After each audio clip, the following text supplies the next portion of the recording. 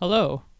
So, we're getting serious. We're getting serious. We're upping the production quality. Got a light here, and I'm using a proper microphone. So, we'll see how well this goes. I recently got some color film back from the local lab, and I thought it'd be a good time to show you my scanning workflow. Any film photographer will know that nowadays having a completely analog workflow is super rare, and usually you want to have a digital copy of all your analog photos so you can manipulate them and print them later. I'll also show you a little bit of how I archive my photos, and I think that's the plan for today. Quick note before we get started: if you're interested in any of the equipment I use to make these videos, I have a few Amazon affiliate links in the description. It won't be any extra cost to you, but it'll help out the channel. So let's get right to it. So here is my scanner. It is the Epson Perfection V370. This is pretty much the most basic scanner that Epson offers. You can't just use any scanner when it comes to scanning film. It needs to have a backlight that runs along parallel to where the film is going to sit, because the film has to be illuminated from the front and back. So this is the pretty much the cheapest scanner Epson offers that is able to do this. It can scan just like negative film or individual slides for slide film, and it just comes with one of these film holders where your film goes into. So this scanner really isn't anything special.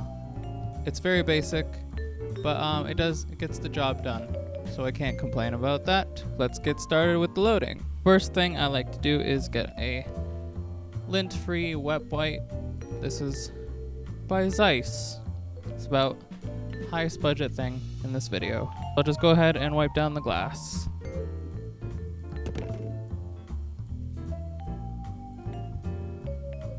So the goal of that is just to make sure you get all the dust out, any kind of dirt or anything that could get in the picture.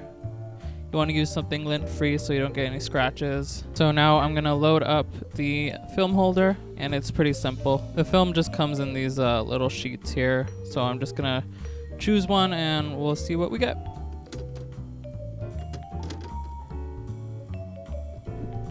So when you're loading in the film, you want the shiny reflective side facing down.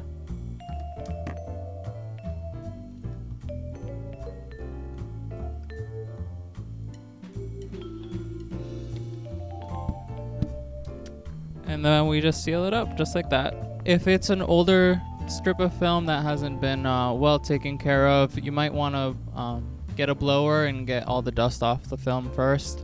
But since it's fresh from the lab and it was in that little plastic sheet there, I'm not gonna mess around with it too much. So now let's head over to the computer. Okay, so I'm using Epson Scan. There's been a recent update to this program. It's just called Epson Scan 2, which was just to modernize this app for the new macOS Catalina, because this is a 32-bit app and macOS Catalina does not support 32-bit apps. I'm not gonna upgrade my computer, so we're just gonna use the original Epson Scan, which is supported by most PCs and stuff, so the process should be the same for a lot of people. So when you open it, it'll be in full auto mode, but we want to go down to professional mode. Document type, we're gonna go film. We're gonna do color negative film, because that's what we're scanning. So here is the color depth. So I'm just gonna go 24. So basically the bit is how many different colors the scanner is gonna be able to record. So if you want a higher quality, you're gonna go 48. I'm gonna stick to 24 and we'll see how that looks. Resolution, this scanner goes all the way up to 4800, but I'm gonna just stick to 3200 for now. It's kind of difficult to get a lot of information out of 35mm. 4800 might just be a bigger file size for not a lot of benefit, so I'm just gonna stick to 32. So I'm just gonna turn unsharp mask off. These are kind of auto features here that the program will use to adjust your film, but I'd rather leave that up to the post-processing in Lightroom. So I'm gonna hit preview, and you'll hear the scanner going.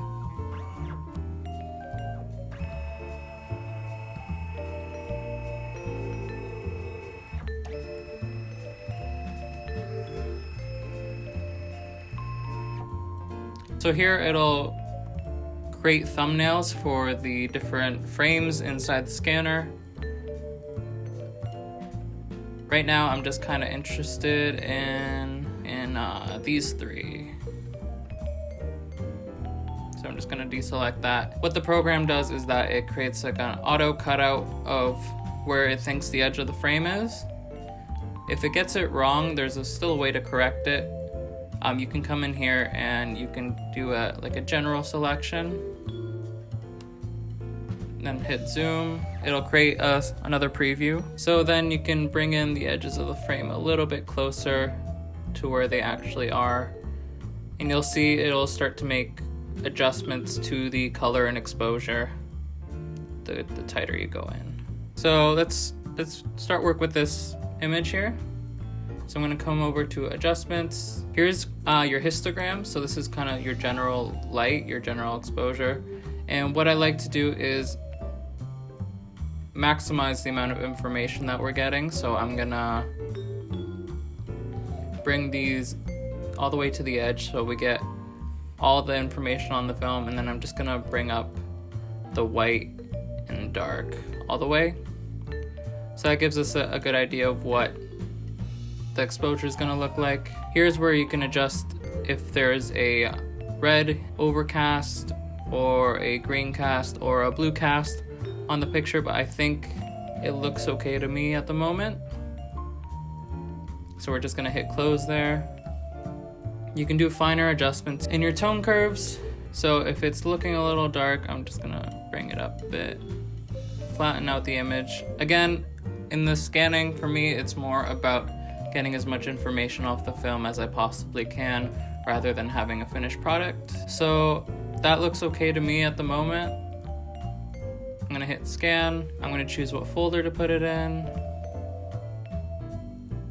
So I'm gonna hit scanning video. So you can hit a prefix and then put what number you want. So what I like to do is name it after the film stock. So Portra 800 underscore, and then this is gonna be 1. Now, if I'm planning on doing something more serious with the picture, I'm gonna hit TIFF down here. But if it's just for archiving, I'm just gonna hit JPEG. That all looks fine, and it'll take a second to scan.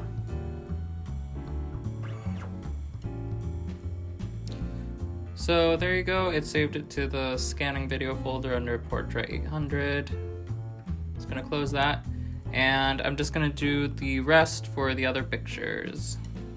Okay, so here you can see the result of one of the scans. So there is a little hair just up here, but that's no problem to get out in Lightroom. I'm gonna zoom in to show you some of the resolution.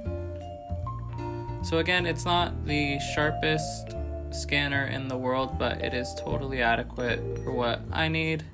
You're not gonna do big prints with this thing, but for social media and for these YouTube videos, it's absolutely no problem. The colors look okay, and I think I'll leave editing for another time. So here is how I catalog the film. Because I do a lot of film photography centered around video making and this YouTube channel, I set it up so it's easiest to get to for that purpose. So I have, if I'm doing a specific camera review, I'll put the film in the camera section. If I'm doing a film stock review, I'll do it in the film stock section.